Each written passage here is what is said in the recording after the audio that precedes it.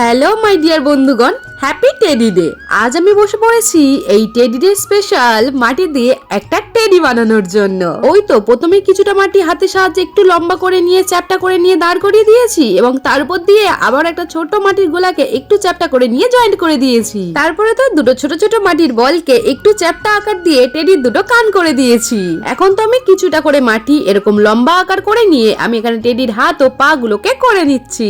কিন্তু আমার teddy day special এই টেডিটা কি এতটাই সিম্পল থাকবে? একদম না।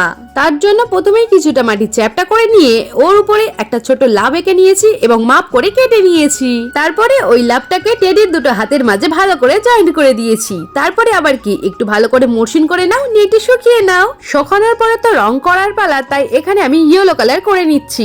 আচ্ছা, রং করার আগে কিন্তু আমি টেডিটাকে পুড়িয়ে নিয়েছি, কারণ পুড়িয়ে নিলে না একটু শক্ত হয় এই আর কি। তারপরে তো টেডির মাঝে লাভটাকে আমি রেড কালার করে নিয়েছি আর কালো কালারের সাহায্যে আমি টেডির চোখ নাকগুলোকে এঁকে নিয়েছি।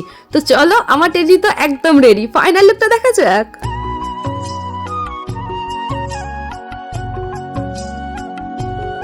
কি কেমন লাগলো আমার এই ইয়েলো টেডিটা? ভালো লাগলে কিন্তু অবশ্যই একটা লাইক ও সাবস্ক্রাইব করে দিও। মনে রেখো, তোমার একটা লাইক ও সাবস্ক্রাইব আমাদের নতুন নতুন কাজের অনেকটাই প্রেরণা যোগায়। আজ আসলাম, দেখা হবে নতুন কোনো কাজের সাথে। বাই।